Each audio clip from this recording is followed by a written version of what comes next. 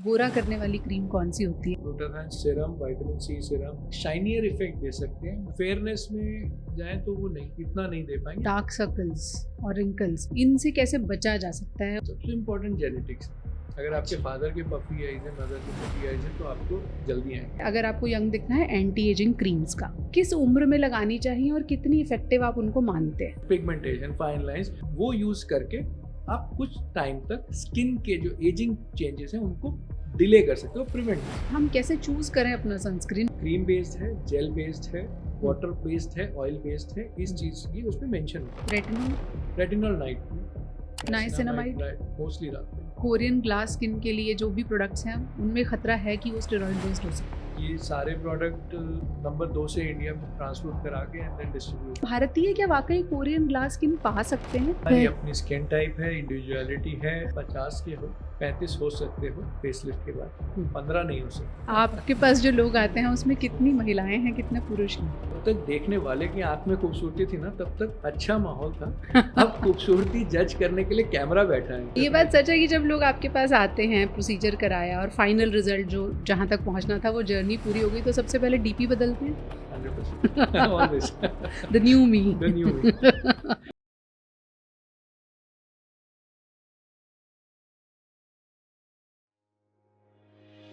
किसी शायर ने कहा है, अच्छी सूरत को संवरने की जरूरत क्या है, सादगी भी तो कयामत की अदा होती है। वैसे ये भी कहा जाता है कि खूबसूरती देखने वाले की नज़र में होती है, कि सामने वाला आपको किस तरह से देख रहा है। लेकिन अब ज़माना बदल रहा है, हम अपने बारे में अपनी राय खुद कायम करते हैं। महिलाएं खासतौर पर अब अपने आप को लेकर डिमांडिंग भी होने लगी हैं, वोकल भी होने लगी हैं, और इसी से एस्थेटिक्स का बाजार भी बढ़ रहा है। यानी क्या मेरा चेहरा किसी हीरोइन के जैसा दिख सकता है? क्या मैं जैसी चाहूँ वैसी नाक पा सकती हूँ? क्या मेरे चेहरे की लटकती हुई स्किन वापस टाइट हो सकती है, भले ही मेरी उम्र कितनी भी हो? क्या हो सकता है और असलियत क्या है? इन दोनों के बीच का जो फर्क होता है, उसको समझकर जो लोग डॉक्टर्स के पास, एक्सपर्ट्स के पास पहुंचते हैं, क्या उनको मनचाही सफलता मिलती है? सीधे एक्सपर्ट से जानेंगे। आज हमारे साथ डॉक्टर प्रतीक शर्मा हैं, जो कि फेशियल प्लास्टिक सर्जन हैं। यानी आपकी जितनी हसरतें हैं उनको काफ़ी हद तक पूरा करने का दावा तो ज़रूर किया जा सकता है। क्या ये बात सच है कि मैं किसी भी फोटो के साथ आऊँ तो उसे मैच कर देंगे? आपकी ऐसी वाली नाक चाहिए? स्ट्रक्चरली हाँ, कुछ हद तक नाक को शेप दिया जा सकता है, अगर सिर्फ हम स्पेसिफिक नाक की बात करें, ठीक है। पर वैसी ही नाक दे देना हमेशा पॉसिबल नहीं होता। क्यों? क्योंकि हमारी स्किन डिफरेंट है, अंदर की बोन्स डिफरेंट है, हमारी अंदर के कार्टिलेजेस की थिकनेस डिफरेंट है, उनका बिहेवियर डिफरेंट है। So there lot of thing. ये पॉसिबल नहीं है कि मैं उसके जैसी नाक चाहता हूँ। हाँ, मेरे बेस्ट वर्जन ऑफ नोज क्या हो सकता है वो हम अचीव कर सकते हैं। ओके तो मोटे तौर पर अगर ये पूछूं कि आपके पास जो लोग आते हैं उनमें से कितनों की हसरतें जो हैं वो बड़ी प्रैक्टिकल होती हैं, और कई ये सोच कर आते हैं कि हैं तो हम कुछ और, आज कुछ और बनकर चले जाएं? ये बहुत कॉमनली होता है, बट आई वुड से जैसे वर्ल्ड इज 90% सेंसिबल, सो ऐसे ही so is everyone। Right. 90% patients are very sensitive. उनको पता है कि क्या एक्सपेक्टेशंस है, क्या रियलिस्टिक एक्सपेक्टेशंस है। हाँ, कुछ लोग डेफिनेटली बियॉन्ड रियलिटी होते हैं, उनको समझाना मुश्किल है, उनको आपको आइडेंटिफाई करना होता है एंड देन टेल देम कि आपके लिए प्रोसीजर अच्छा नहीं है, डोंट गो फॉर इट। ऐसे लोग होते हैं जिनको आपको देख के लगता है कि नहीं, इनको न छेड़ा जाए तो बेहतर है? हमेशा हमेशा ये तो बहुत इंपॉर्टेंट एस्पेक्ट है कि इनको अच्छा। नहीं करना। कुछ लोगों में बॉडी डिस्मॉर्फिक सिंड्रोम जैसे कुछ मेडिकली साइकेट्रिक इश्यूज होते हैं, मतलब वो अपने आप से खुश नहीं है। खुश नहीं है, तो अभी ऐसा है। कुछ लोग एक्सटर्नली मोटिवेटेड होते हैं, राइट, कि मेरे एग्जाम नहीं क्लियर हो रहा है, अगर मेरी नाक सीधी हो जाएगी या सुंदर हो जाएगी तो मेरा एग्जाम वो हो जाएगा। तो you know this is not a right correlation. अगर इस तरह से कोई है, डेफिनेटली अ रेड फ्लैग, कभी नहीं कर सकते उनको।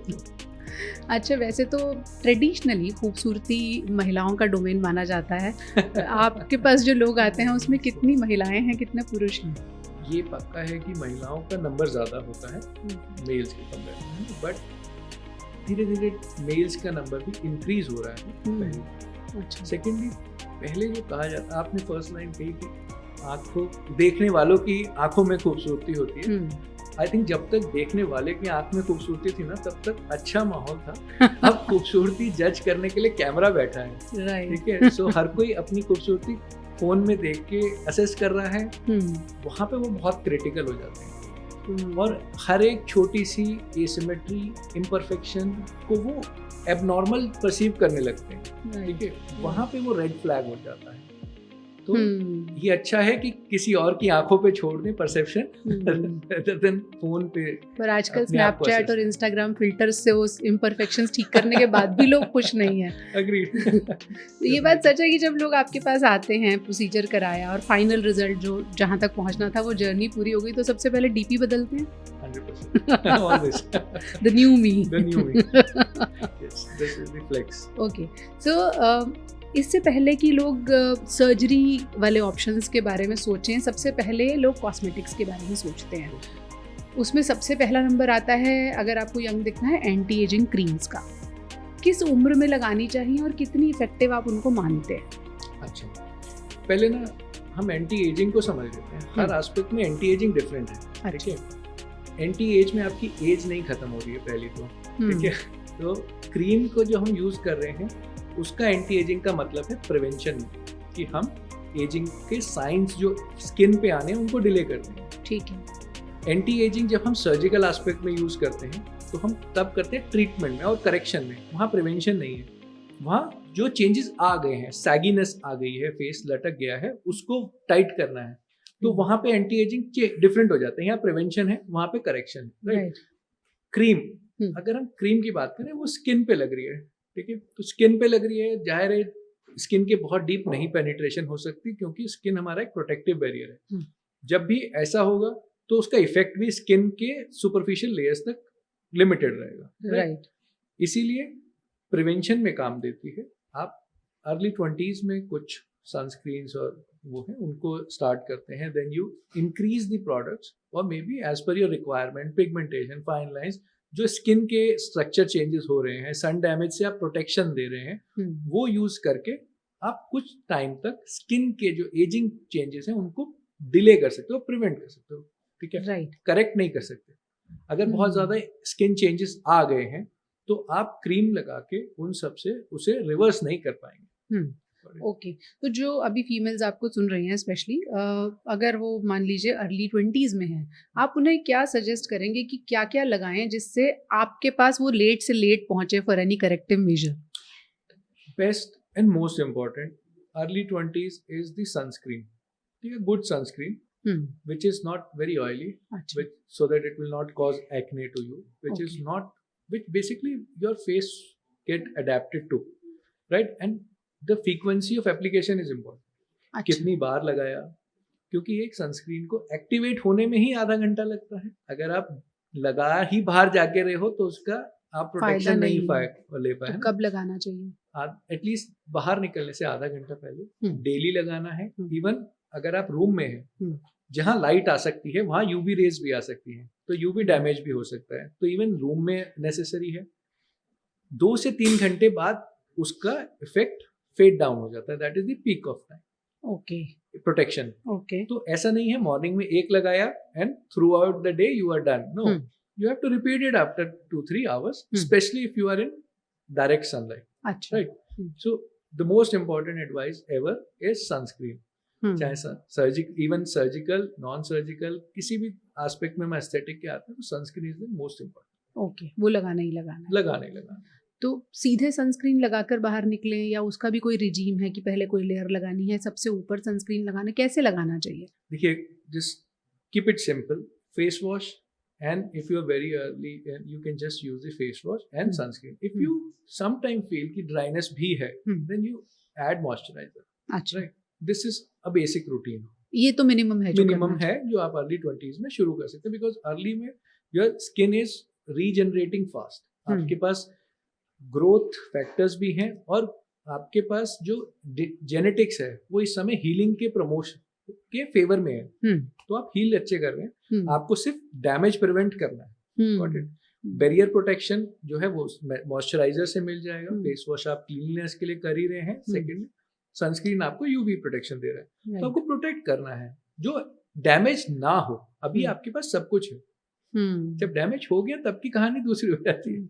कितने साल तक ये हम डिले कर, हाइपोथेटिकल क्वेश्चन है, मैं अर्ली 20s में लगा रही हूँ, कितने साल तक मैं अपना काम इस रिजीम से चला लूंगी। अगर आप अच्छा रिजीम फॉलो कर रहे हैं और आपका बहुत ज़्यादा सन एक्सपोजर नहीं है तो 10 years is definitely a time जो आपका विदाउट एनी अदर एडिशन निकल जाएगा। बट आपका जेनेटिक्स बहुत इंपॉर्टेंट होता है उसमें, न्यूट्रिशन इंपॉर्टेंट है, स्लीप इंपॉर्टेंट है ना, और कोई बीमारी तो नहीं है, किसी और की मेडिकेशन तो नहीं चलती है आपका, स्मोकिंग, अल्कोहल, इन सब के साथ क्या रिलेशन है, वो सब एडिशनल बेनिफिट मतलब फैक्टर्स रहेंगे, उसका ध्यान रखने की जरूरत है। क्या साइंस होंगे एजिंग के जो फीमेल्स को पहचानने चाहिए कि ये हैं और मुझे अब जाग जाना चाहिए? देखिए एजिंग तो हर लेवल पे आ रही है। स्किन पे कुछ एजिंग के चेंजेस हैं, राइट। स्किन के नीचे हमारी मसल और फैट लेयर है जिसे हम स्मैश लेयर बोलते हैं, वो है, उसके नीचे बोन है, ठीक है। तीनों लेवल पे एजिंग डे बाय डे आ रही है। इट्स सो ग्रेजुअल कि आपको डेली के चेंजेस नहीं दिख सकते कि कल ऐसा था आज ऐसा हूँ, बट ग्रेजुअली जब आप अपने आप को देखते हो ओवर ईयर्स कि यार मैं 5 साल पहले की फोटो ऐसी हो, 5 साल बाद वाली ऐसी, then you see a drastic effect. So हर मिनट का हिसाब नहीं दे सकते, बट जब आप पीछे मुड़ के देखते हो तो 5 साल पहले से अभी तक बहुत कुछ चेंज हो चुका होता है। right. तो ये रियलाइजेशंस तब आती हैं जब आप अपने आप को किसी दिन देख रहे हो तो कहते हो यार मेरी पुरानी फोटोज में तो मैं इस तरह से दिख रही हूँ या दिख रहा हूँ, और सडनली अब मैं देख रहा हूँ तो ऐसे, पर चेंजेस एक साथ नहीं हुए, आप उनको पिकअप नहीं कर सकते डे बाय डे, बट हाँ over time some day you realise कि यार सैगीनेस आ गई है, there are skin is dull, pigmentations हो गए, फाइन लाइंस आ गई हैं, so these are the changes generally people. On an average, ऐसे हाइपोथेटिकल क्वेश्चन है, कौन सी उम्र है जिसमें बुढ़ापा दिखने लगता है चेहरे पे? या वो सबकी अलग अलग होती है? देखिए बहुत डिफरेंट होता है हर किसी के लिए, क्योंकि जेनेटिक्स अलग है। एज से बुढ़ापा नहीं दिखता, जो चेंजेस आए हैं उनसे बुढ़ापा दिखता है। मैं एग्जांपल देता हूँ, अगर कोई सन में काम करता है, धूप में जिसको काम करना है पूरा दिन, तो आप उसको 35-40 पे भी देखेंगे ना, उसकी एज बहुत ज्यादा लगेगी आपको।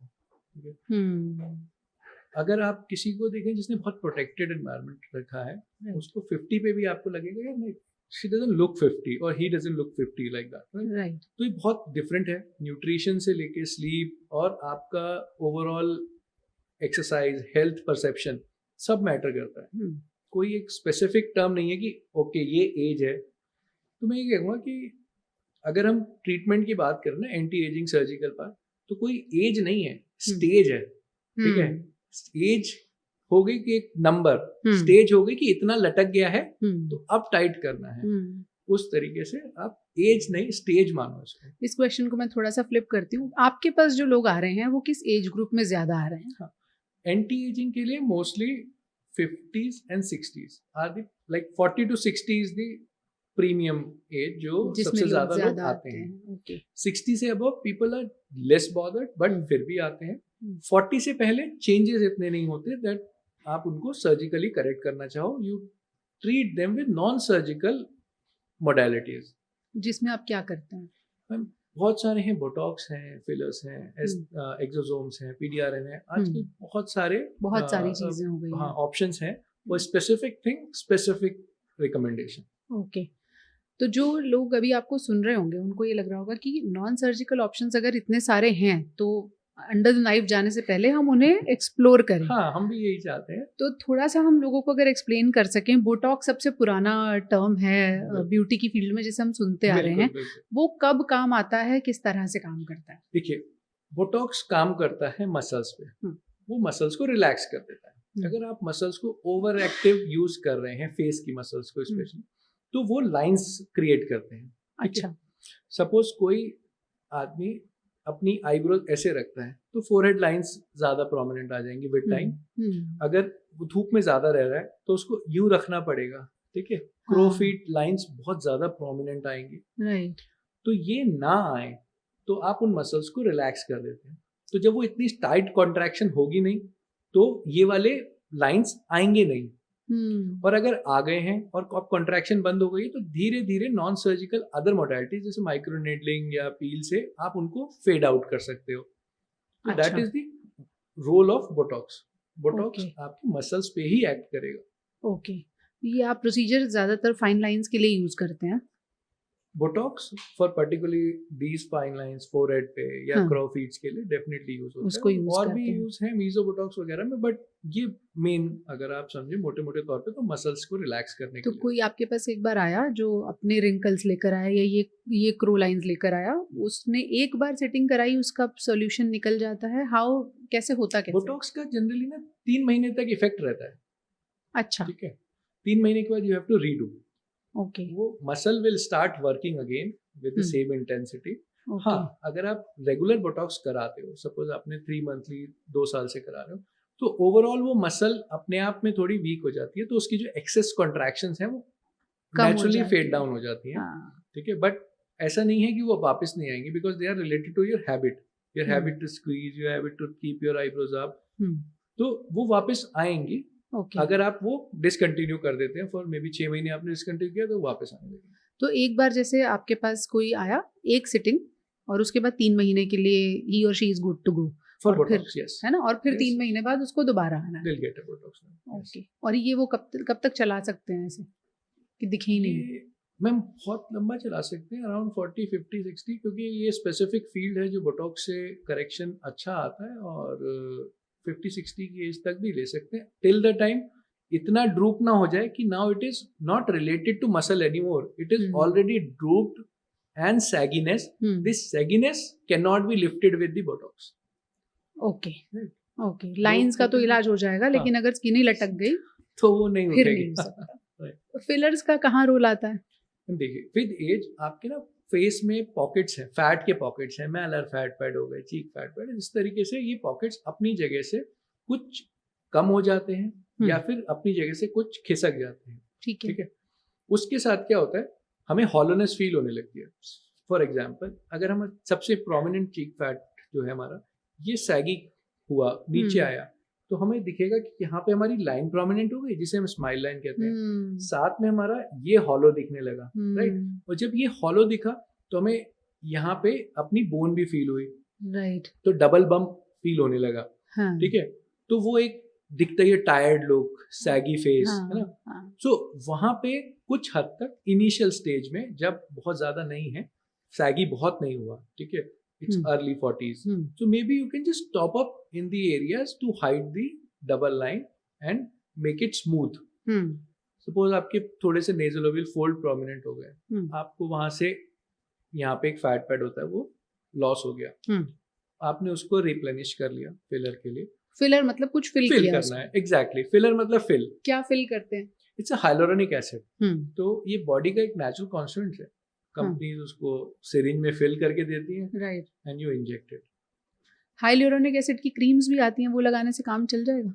देखिए, हाइलोरोनिक एसिड की क्रीम्स आपके स्किन पे काम करती हैं, वो आपको फिलर का इफेक्ट नहीं देंगी, वो आपकी स्किन को हाइड्रेशन का इफेक्ट जरूर देंगी। तो टर्जिडिटी, स्किन की जो कहते हैं ना टेंशन, यानी कि स्किन में शाइननेस, लाइक स्ट्रेच लगेगी, फिर शाइनियर होगी, वो इफेक्ट दे सकती है, पर फिल नहीं करेगी वो, ऑब्वियसली वो स्किन के नीचे नहीं जा सकती क्रीम मैंने। किस एज ग्रुप को हाइलोरोनिक एसिड को अप्लाई करना चाहिए जिससे उन्हें फायदा होगा? मैम एज ग्रुप नहीं है, इट्स अ इंडिकेशन। अच्छा, if your skin is looking very dehydrated in particularly in thin skin areas, hair, so you can apply them. उसको कर सकते हैं। Do some correction, although there are better options like exosomes or even PDR, and Profhilo is better if you inject. वो हल्का सा skin के depth में inject करते हो तो it stays little bit longer and more accurate and gives you better results.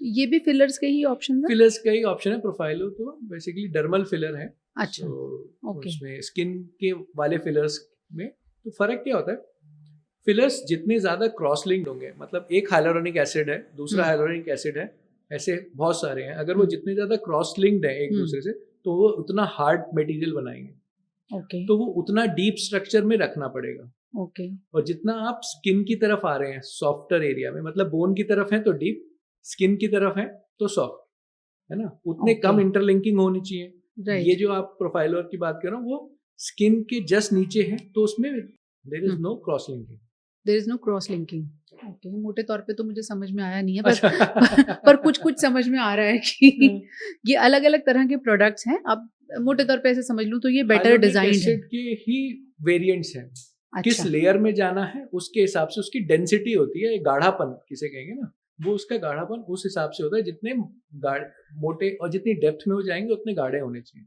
अच्छा, okay. उस हिसाब से उनकी क्रॉस लिंकिंग क्रिएट की जाती है। जैसे आपने बताया बोटॉक्स की एक लिमिट है, वो 3 महीने के बाद आपको रिपीट करना है और फिर आप उसको रिपीट करते रहिए। क्या फिलर्स के साथ भी यही बात है? फिलर्स की एज 1 ईयर के अप्रॉक्स मान लीजिए, कुछ की 9 मंथ है, कुछ की 1.5 साल है, मोटा मोटा 1 साल मान लीजिए। 1 साल के आसपास वो डिसॉल्व होने लगते हैं। हालांकि कुछ ट्रेसेस वो छोड़ते हैं, बट वो फिलिंग इफेक्ट खत्म हो जाता है आफ्टर 1 ईयर। तो फिर 1 साल बाद फिर फिलर्स कराओ? रिपीट। कोई ऐसा तरीका नहीं है आपके पास कि हम आए, आपने वो किया और फिर 1-2 साल तक कुछ नहीं कराना पड़ा? फिलर 1-2 साल में आ गया ना कि अब स्किन टाइट भी हो गई, उसमें ग्लो।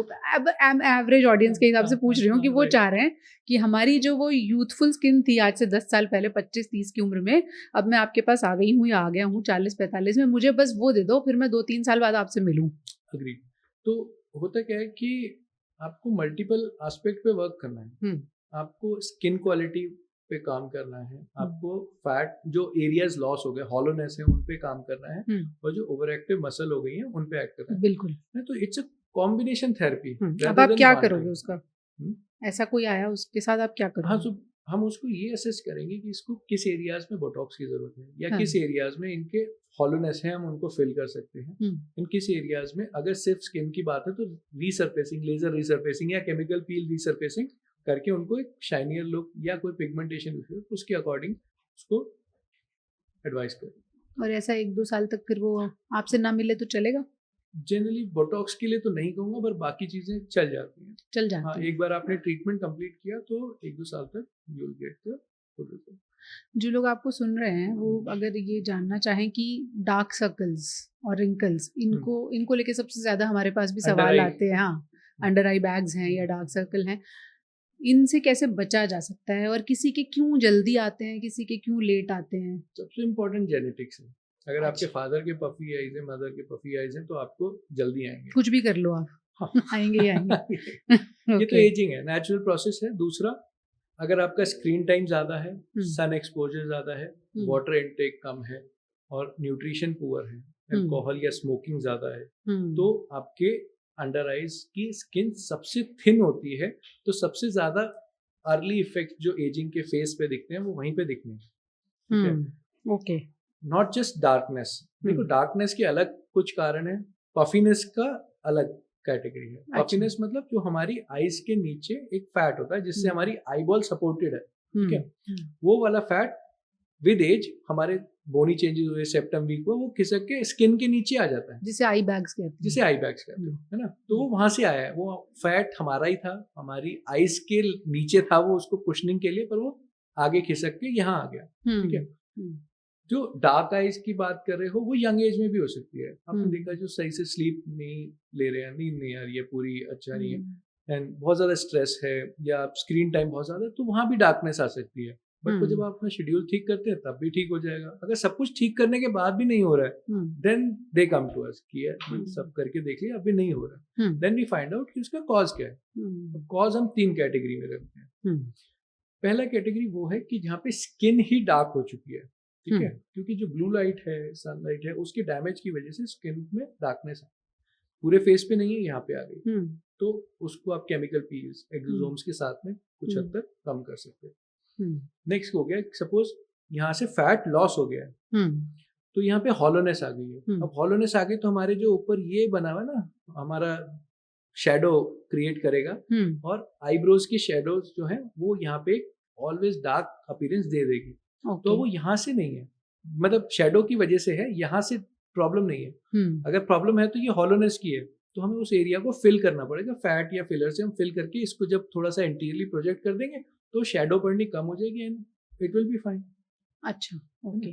तो ये different problem different solution, not that कि one solution for everyone. Obviously face lift जो हम टर्म सुनते हैं उसको सुन के समझ में आता है कि कुछ तो सर्जिकल होने वाला है हमारे साथ, तब जाके फेस लिफ्ट होगा। तो पहले डर लग जाता है।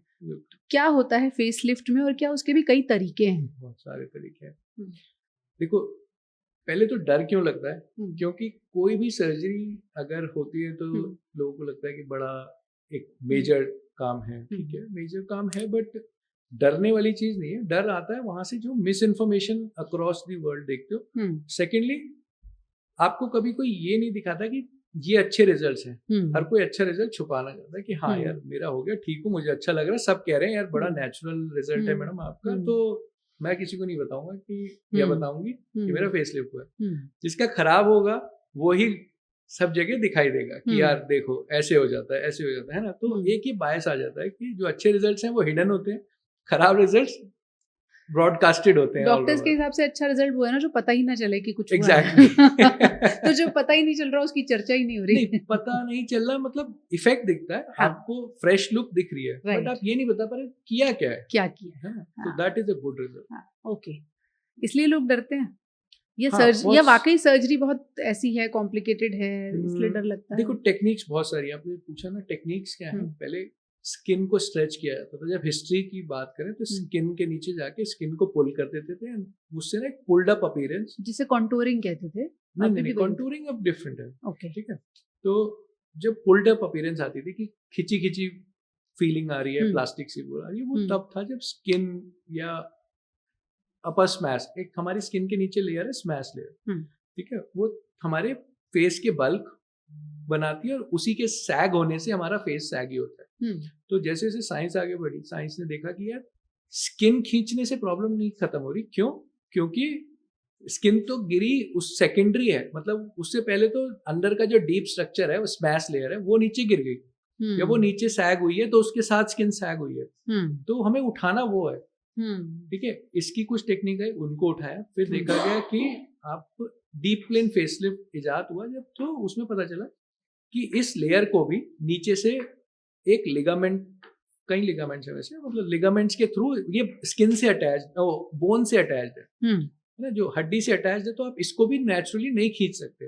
आप सिर्फ इसको धागों की या सूचर्स की मदद से खींचेंगे तो ये वापस से नीचे आ जाएगा, सूचर ब्रेक हो जाएंगे, लिगामेंट्स तो वही है, they will pull it down. ठीक है, तो इजाद हुआ deep plane facelift. Deep plane facelift में क्या करते हैं, हम स्किन उठाते हैं, नीचे की लेयर जो मैंने बताया स्मैश लेयर है वो उठाते हैं, उसके नीचे जो लिगामेंट उस लेयर को नीचे हड्डी से कनेक्ट कर रहा है उसको वहां से डिस्कनेक्ट करते हैं, और ऊपर वाले एरिया पे जहाँ पे एक बेटर यूथफुल पोजीशन होनी चाहिए उसकी, वहां रखते हैं, and then we suture it, वहां पे ब्लेस कर देते हैं। okay. तो जहां से वो गिरा था उसको वहीं वापस रख देते हैं, इसीलिए नेचुरल रिजल्ट दिखाई देता है।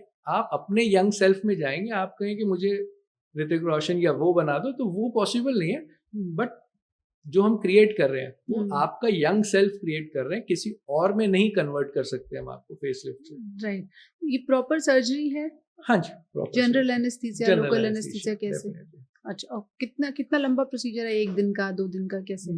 सर्जिकल प्रोसीजर जो है वो अराउंड 5 to 6 आवर्स का है। अच्छा। अगर फेस के साथ में नेक लिफ्ट मैं इन्वॉल्व करूँ, दोनों को साथ में किया जाता है आमतौर पे, face lift and neck lift. अगर इसमें हम और एडिड प्रोसीजर डालते हैं तो 1 आध घंटा बढ़ जाता है। सपोज हमें आई ब्राउ लिफ्ट करना है, ब्लेफरोप्लास्टीज करने हैं, तो थोड़ा सा टाइम बढ़ जाएगा, बट 6-7 घंटे में पूरा कंप्लीट हो जाता है जनरल एनेस्थीसिया। तो 6-7 घंटे के बाद वो पेशेंट या क्लाइंट वहां से ओटी से निकला, तो उसके बाद वो नॉर्मल वर्ल्ड को फेस करने के लिए रेडी है, या उसके बाद कुछ रिकवरी फेज है? रिकवरी फेज है, डेफिनेटली रिकवरी फेज है।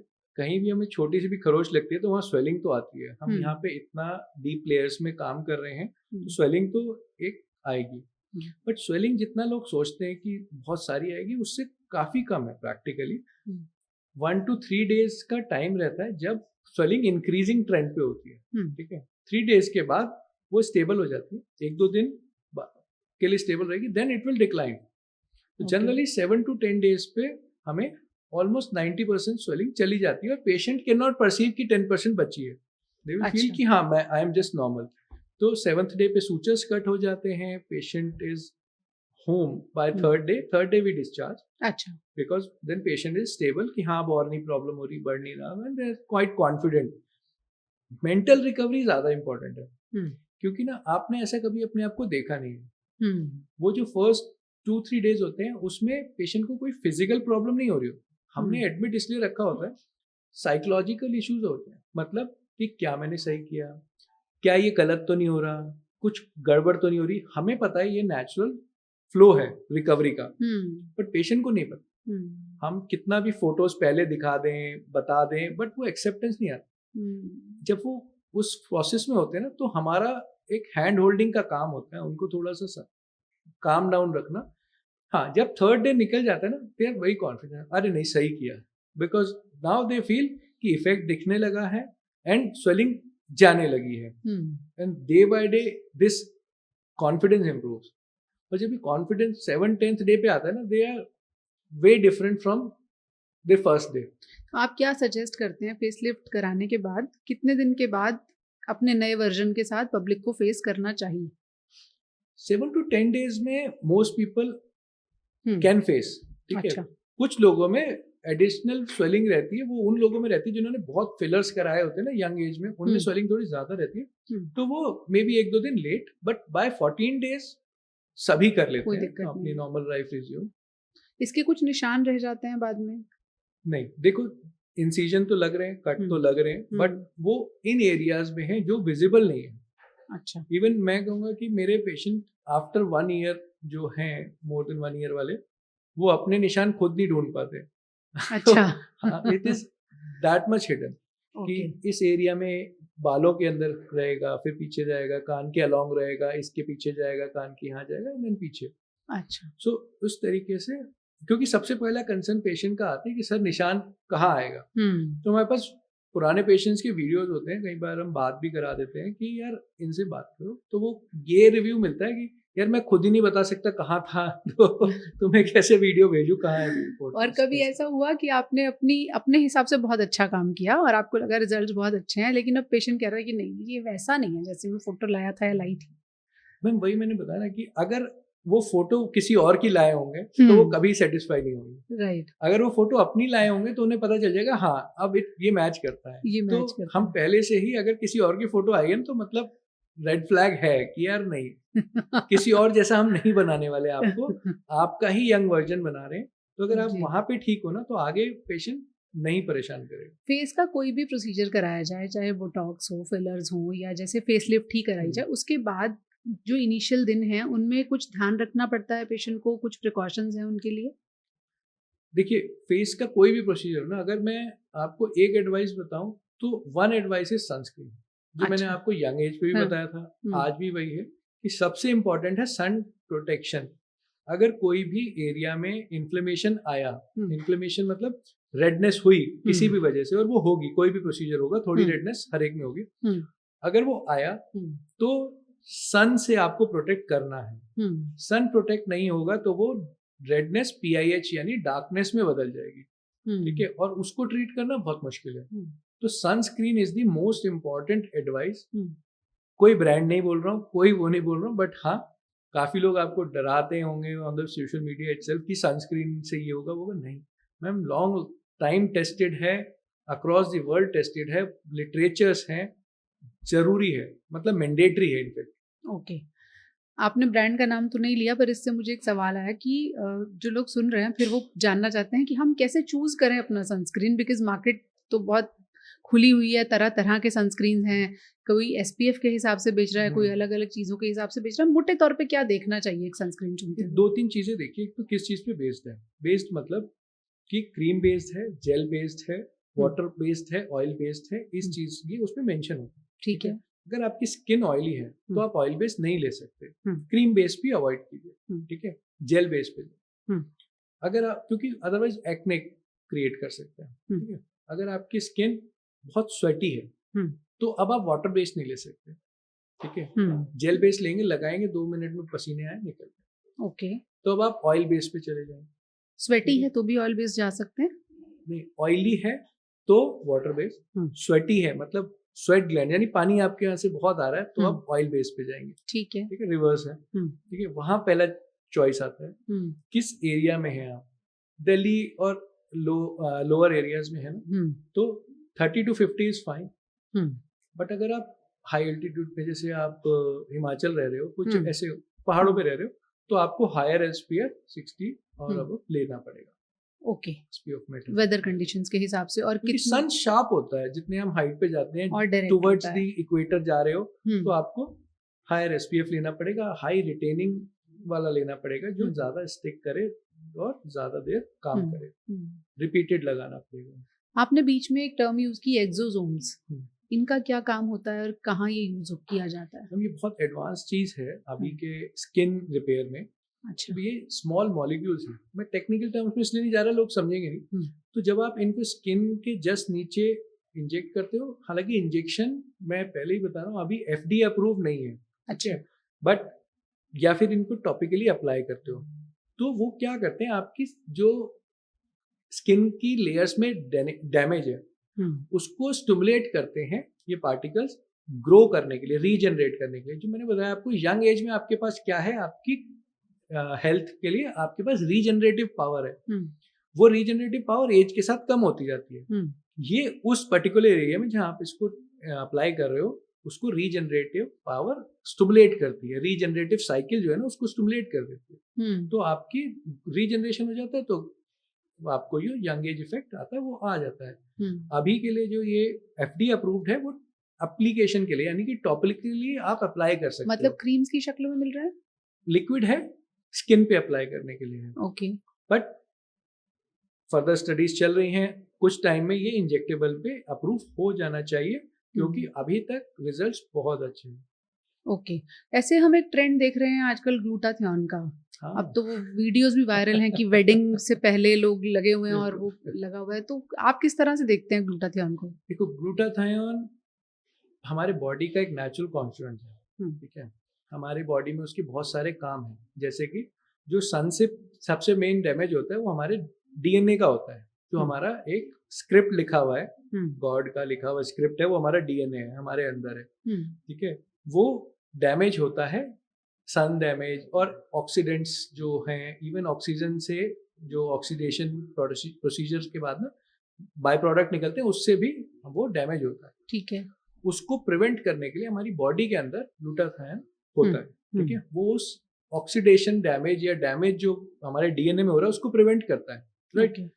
ये हम जब बाहर से सप्लीमेंट करते हैं तो एक तो बेनिफिट ये है कि वो उस डैमेज जो है उसको थोड़ा प्रिवेंट करता है।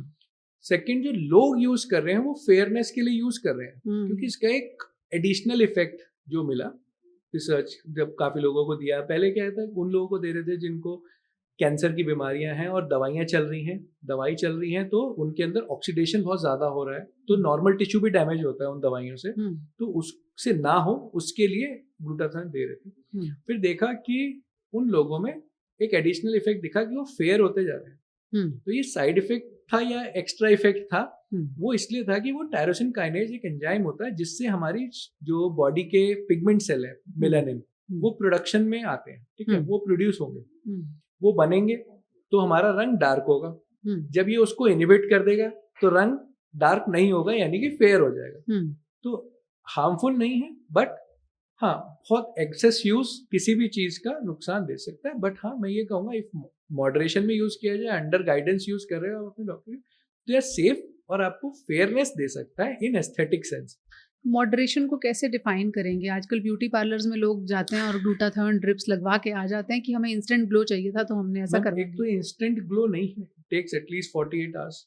अच्छा। क्योंकि आपका टायरोसिन काइनेज अभी बंद हुआ और अभी ही आपका फेयर कलर हो गया, ऐसा नहीं होता, इट टेक्स एटलीस्ट 48 आवर्स, ठीक है। अच्छा। और इंस्टेंट नहीं है, क्योंकि पहली ड्रिप से ही काम नहीं होता है। ओह।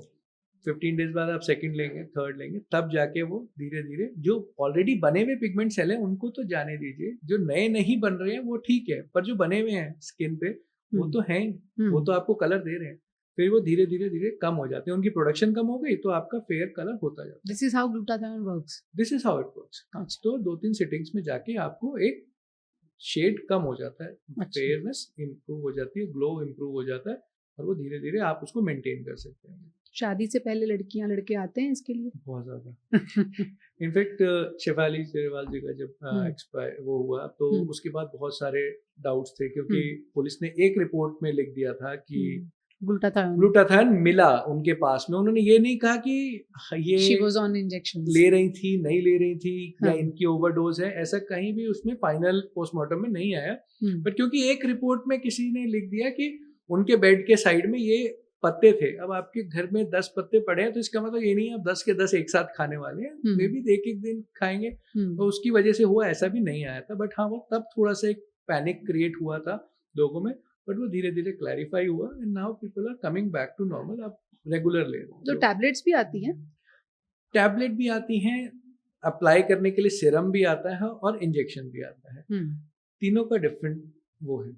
इंजेक्शन आप जितना ले रहे हैं वो ब्लड में जा रहा है, ठीक है, लिवर में जाएगा, यूज होगा, एंड देन जब आप खाते हैं तो बॉडी उसको एब्जॉर्ब करती है. तो उसे एक टर्म होती है बायोअवेलेबिलिटी कि हमारे ब्लड में कितना गया. हमने तो खाया 1 ग्राम सपोज, ब्लड में कितना गया, तो वो 1% जाता है, ठीक है. तो बायोअवेलेबिलिटी यानी कि बॉडी से टैबलेट के फॉर्म से अगर ब्लड में जाने की वो देखें तो बहुत कम है. तो ले सकते हैं, नुकसान नहीं है, बट हाँ उसका ब्लड में जाना बहुत कम क्वांटिटी ब्लड में जाती है जो आप जितना ले रहे हैं उसकी. और सबसे आसान है सिरम्स ग्लूटाथायोन के, वो कितने इफेक्टिव हैं? लोकल एप्लीकेशन, मैंने कहा सिरम डीप नहीं जाएगा, तो अंदर से जो बन के आ रहा है वो उतना इफेक्टिव नहीं होता. बट हाँ अगर कुछ पिगमेंट इश्यूज ऊपर के हैं वो उनको थोड़ा लाइटन डाउन कर देता है. ओके. ऐसे इससे पहले कि हम आपसे और थोड़े सर्जरी से जुड़े हुए सवाल पूछूं, अब इसका जिक्र आ ही गया है तो ग्लूटाथायोन है, नाइसिनामाइड है, रेटिनॉल है, ऐसी हम बहुत सारी हाइल्यूरोनिक एसिड है, बहुत सारी टर्म सुनते हैं. उनको लेकर बड़ा लोगों को कन्फ्यूजन है. लोग सोचते हैं हम कब क्या लगाएं, कब विटामिन सी लगा लें, कब रेटिनॉल लगा लें, कब नाइट क्रीम लगा लें. तो क्या कोई एक रिजीम है जो लोग फॉलो करें तो कुछ फायदा होगा? ये नहीं कहूँगा कि एक रिजीम सबको सूट करेगी. ये बड़ा आर्बिट्ररी हो जाएगा, क्योंकि और इररिस्पॉन्सिबल भी कि एक रिजीम है ये सबको सूट करेगी. हाँ सनस्क्रीन सबको सूट करेगी, बट वो कौन सी लेनी है वो आप डिसाइड कर सकते हैं. बट एक रिजीम सबको सूट नहीं कर सकती. किसी की इश्यूज अलग हैं, स्किन अलग हैं. अगर आप 40s के बाद आप अगर रेटिनॉल ऐड करते हैं अपने शेड्यूल में तो इट्स ओके, बट उससे भी ड्राइनेस हो सकती है, कुछ लोगों में एक्ने ब्रेकआउट हो सकता है. बट तो आपको हो सकता है ग्रेजुअली इंट्रोड्यूस करना पड़े. अगर किसी के रिजीम में डाल रहे हैं तो आपने ट्वाइस अ वीक डाला, then thrice a week, then improve किया. हो सकता है किसी का ऑयली फेस है, एक्ने फेस है, तो आपने उसको यंग एज में भी डालना पड़ता है रेटिनॉल क्रीम पे. But they have their effects, so they have their side effects also. You have to narrow it down or taper it to every person, every skin is different. क्या ये सभी creams रात में ही use करने के लिए होती हैं या दिन में लगाई जाती हैं? विटामिन सी आप मॉर्निंग में यूज करते हैं and it gives you protection apart from sun protection जो सनस्क्रीन दे रहा है, उसके अलावा हीलिंग रिपेयर इंप्रूव करता है. ओके. रेटिनॉल नाइट में, नाइसिनामाइड रात में, मोस्टली रात में. हाइल्यूरोनिक एसिड कभी भी लगा सकते हैं. It's for hydration. ग्लूटाथायोन के कुछ डूज एंड डोंट्स हैं, लोग बहुत ज्यादा आजकल उसके बारे में जानना चाह रहे हैं. एक्सेसिव यूज, लाइक अगर आप हर, मेरे पास ना लोग ऐसे भी आए हैं कि वो कह रहे हैं कि मुझे हर तीसरे दिन सर दे दो, बहुत अच्छा लग रहा है दे दो. वो नहीं करना है. बहुत एक्सेस यूज हर किसी चीज का कभी ना कभी आपको खराब करेगा, प्रॉब्लम दे सकता है. तो don't do it, don't over use, don't abuse it. Ideal gap क्या होना चाहिए? अराउंड 15 days is good, और मे बी मेंटेनेंस में है तो 20-25 days अगर आप आईवी ड्रिप्स के थ्रू उसको ले रहे हैं तो. ओके. कोई ऐसा एज ग्रुप है, कोई ऐसा स्किन टाइप है जिसको नहीं लेना चाहिए glutathione? If you have any liver disease, if you have any kidney disease, तो आप अवॉइड कीजिए डेफिनेटली. अगर कोई हेल्थ इश्यूज हैं ऑलरेडी तो अवॉइड करिए और पहले चेक कर लीजिए, बेटर है. हमारे कमेंट सेक्शन में बहुत बार बहुत सारे लोगों ने ये सवाल पूछा कि गोरा करने वाली क्रीम कौन सी होती है, आपको पता है तो प्लीज बताएं. ऐसी कोई क्रीम नहीं है. हाँ कुछ हद तक आप शेडो डाउन करते हैं तो glutathione serum, vitamin C serum, ये आपको कुछ एक शाइनियर इफेक्ट दे सकते हैं, मतलब आपकी स्किन ग्लो कर सकती है. बट फेयरनेस में जाए तो वो नहीं, इतना नहीं दे पाएंगे, शाइनीनेस दे सकते हैं. एक हमने कुछ खबरों में और रिसर्च में ये भी पढ़ा कि कुछ लोग जो कोरियन स्किन के चक्कर में कुछ प्रोडक्ट्स यूज करते हैं उससे उनकी स्किन पतली हो जाती है. ये क्या मामला है? मैम अगर देखो, एक तो बहुत स्टैंडर्ड है क्रीम्स में ना, साथ में स्टेरॉइड मिक्स होता है. स्टेरॉइड स्किन पे रेगुलर लगाने के लिए रिकमेंडेशन नहीं है. ठीक है, कोई बीमारी है डेफिनेट बात है, बट एस्थेटिक के लिए नहीं लगा सकते. उससे स्किन थिन होती जाती है. ठीक है, और फिर उसके बाद आपने कोई और प्रोडक्ट लगाया जो कि सपोज आपने सैलिसिलिक एसिड का फेस वॉश किया, तो even that can cause burn. ठीक है, क्योंकि आपकी स्किन सेंसिटिव हो चुकी है, सेंसिटिव हो गई, थिन हो गई है, आप नहीं टॉलरेट कर पाएंगे. तो steroid based cream no. And तो क्या ये जो कोरियन ग्लास स्किन के लिए जो भी प्रोडक्ट्स हैं उनमें खतरा है कि वो स्टेरॉइड बेस्ड हो सकते हैं?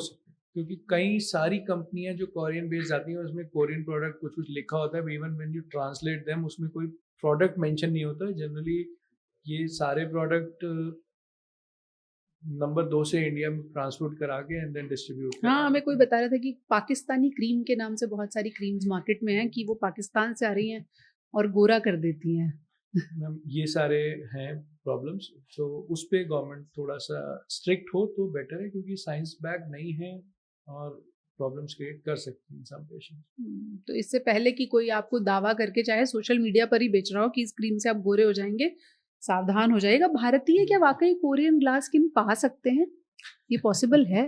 हमारी एक अपनी स्किन टाइप है, हमारी अपनी स्किन टाइप है, इंडिविजुअलिटी है। हाँ। और इंडिया एज ए इंडिया अगर आप देखो तो उसमें भी हर एरिया की डिफरेंट स्किन टाइप है। India is not just like Korea की एक जैसी है सबकी, बट इंडिया में महाराष्ट्र में आपको डिफरेंट स्किन टाइप मिलेगा, कोलकाता डिफरेंट है, कश्मीर अलग मिलेगा, चेन्नई अलग स्किन टाइप मिलेगा। So we have big variety, one thing can not suit everyone. Right. और जब कोरियंस को नहीं चाहिए भारतीय स्किन तो हमें क्यों चाहिए? इंडियंस को अपनी खूबसूरती पर गर्व होना चाहिए।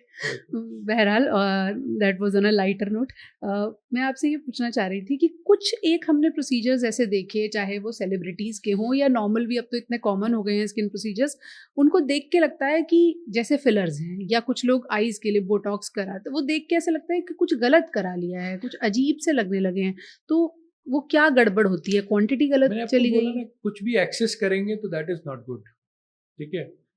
अब आपको फिलर कराने की इंडिकेशन मैंने बताई कि कहीं हॉलोनेस है, बट अगर हॉलोनेस के साथ सैगीनेस भी है बहुत ज्यादा, क्योंकि सैगीनेस से हॉलोनेस रिलेटेड है, ठीक है। सपोज बोन का ही मास कम हो गया, बोन ही रिजॉर्व हो गई है कुछ एरियाज पे और फैट पैट भी चले गए और सैगीनेस बहुत ज्यादा है, फिर आप इस उसमें कि ये यहाँ फिल कर देता हूँ, it will pull up everything, ऐसा नहीं होने वाला। It will fill up everything and it will make a pillow face, तो मून फेस, पिलो फेस ऐसे हो जाएगा। So excess is not required, you have to know कि ये इस तक काम करेगा, इसके बाद हमें मोडालिटी चेंज करनी पड़ेगी। मैं आपको शुरू में बोला था एजिंग, एंटी एजिंग क्रीम के लिए डिफरेंट है या नॉन सर्जिकल के लिए डिफरेंट है, और सर्जिकल के लिए एंटी एजिंग का मतलब डिफरेंट है। एंटी एजिंग हम सर्जिकल में रिवर्स कर रहे हैं, यहाँ पे प्रिवेंट कर रहे हैं और माइनर चीजें करेक्ट कर रहे हैं, तो वो प्रोसीजर्स के साथ में है। ओके। तो लोगों को चुनते समय ये भी देखना चाहिए कि उनकी उम्र के स्किन टाइप, ये बेसिकली आपके डॉक्टर का काम है कि वो आपको सही गाइड करें कि अभी आपको स्किन रेजिमेन चेंज करना है या आपको नॉन सर्जिकल पे जाना है या आपको सर्जिकल ही अब काम करेगा और चीजें नहीं काम करेंगी। चलते चलते हम लेजर को एक बार डिस्कस कर लेते हैं, since we have touched upon all the major topics. पहले हम सुनते थे सिर्फ हेयर रिडक्शन के लिए उसको यूज किया जाता है, फेस में जहां अनवांटेड हेयर है या स्किन में जहां अनवांटेड हेयर है वहां लेजर यूज होता है। अब आई गेस लेजर की दुनिया बहुत बड़ी हो गई है, तो खासतौर पर चेहरे के कॉन्टेक्स्ट में कहाँ कहाँ लेजर का इस्तेमाल किया जा सकता है? हम देखिए, लेजर के बहुत सारे टाइप्स हैं, बहुत सारे काम हैं। हेयर रिमूवल आपने एक बताया, ठीक है। दूसरा हमारे स्किन के सरफेस को रिसरफेस करने के लिए, ठीक है, वहाँ लेजर यूज करते हैं, CO2। केमिकल्स भी यूज कर सकते हैं, ये भी यूज कर सकते हैं। पिगमेंट्स को टारगेट करने के लिए यूज कर सकते हैं, टैटूज को टारगेट करने के लिए लेजर यूज कर, हाँ, हर चीज की अलग लेजर है। बस देसी भाषा में कहें तो रेगमार का काम करता है, क्योंकि चमका दिया उसने एक लेयर हटा के। लेजर, हाँ, अगर CO2 लेजर की बात करूं तो वो उस तरह से ही काम करता है कि ऊपर की लेयर्स हटा दी so that fresher layers are out, brighter skin. हाँ, ब्राइटर स्किन। ओके, कोई भी यूज कर सकता है या उसके भी कुछ प्रिकॉशंस हैं? इंडिकेशंस होने चाहिए, not very young age, not very deep wrinkles, okay. बहुत डीप रिंकल्स पे नहीं काम करेंगे, minor fine line skin wrinkles हैं काम करेंगे। It's a रीसर्फेसिंग, not a restoration of the underlying tissue. जो हमारा अंदर की लेयर मैंने बताई स्मैश, उसको वो टाइट नहीं करने वाला, स्किन को स्मूथ कर सकता है, ठीक है, पर टाइट करके वापस अपनी पोजीशन पे जहां वो पहले था यंग में वहां नहीं पहुंचाएगा। ओके। तो हर चीज का एक पर्टिकुलर काम है, उसको वहीं यूज करें तो ठीक है, उसको ओवर यूज करेंगे तो वो अब्यूज हो जाएगा। तो लेजर का काम है कि एक लेयर हटा के आपको एक shinier skin. One of the laser, okay, multiple laser. Pigment को काम टारगेट करने के लिए अलग लेजर है। अच्छा। अगर आप है ना उसके टैटूज हैं तो टैटूज को टारगेट करने के लिए अलग लेजर है। और भी एनर्जी बेस्ड डिवाइस है जैसे हाइफू हो गया, और है ना उनसे अंडरलाइंग स्किन और डर्मिस लेयर टाइटन हो सकती है। बट जो स्किन की डीपर लेयर है वो टाइटन नहीं हो रही, that is what I am saying, वहाँ फेसलिफ्ट ही काम करने वाला है। ओके। मोटे तौर पर चेहरे के किसी भी हिस्से से अगर कोई व्यक्ति डिससेटिस्फाइड है, वो आपके पास आ जाए, तो आपके पास आपकी बास्केट में कोई ना कोई सॉल्यूशन उसके लिए है, कुछ ना कुछ निकला, कुछ ना बिल्कुल, कुछ है। हाँ, okay. we can help something। और कब आप लोगों को कहेंगे कि भाई साहब जैसे दिख रहे हो उससे तसल्ली रखो, ऐसा भी होता होगा? तसल्ली तो हमेशा ही रखनी चाहिए मेरे हिसाब से ना, बट पैनिक करने की कोई जरूरत नहीं है। You can always upgrade few lines up. मेरा मतलब है 50 के हो, 35 हो सकते हो फेसलिफ्ट के बाद, 15 नहीं हो सकते, है ना? तो वो एक समझना पड़ता है कि यार इतना हो सकता है, इससे ऊपर नहीं हो सकता, है ना? फेस टाइट कर रहा हूँ, फेस लिफ्ट कर रहा हूँ, तो स्किन नहीं एड्रेस करी तो स्किन के रिंकल्स दिखेंगे। ऐसा नहीं है फेस को लिफ्ट करने के बाद जो फाइन लाइंस स्किन की हैं वो खत्म हो रही है, तो स्किन का प्रोसीजर ऐड करना पड़ेगा, स्किन रिसर्फेसिंग करनी पड़ेगी, तब जाके दोनों कंबाइन होके will give you the 35 look at 50। Okay, but not the 15th, not the 15 का लुक। 15 का भी बचेगा, क्योंकि बहुत चेंज हो चुके हैं वहां से। राइट। तो अगर आप तसल्ली नहीं रखना चाहते, आपके लिए कोई ना कोई सॉल्यूशन जरूर मौजूद है, लेकिन जो पैमाना है उसको जितना रियलिस्टिक रखेंगे उतना उस प्रोसीजर के बाद आपको भी तसल्ली होगी और आपके डॉक्टर को भी तसल्ली होगी कि दोनों सेम प्लेटफॉर्म पर हैं और दोनों अब खुश हैं। Thank you so much doctor Prateek, आपने मोटे तौर पर काफी सारे डाउट्स लोगों के क्लियर किए हैं, बाकी वो आपसे पर्सनली मिलकर पूछ लेंगे। Thank you so much.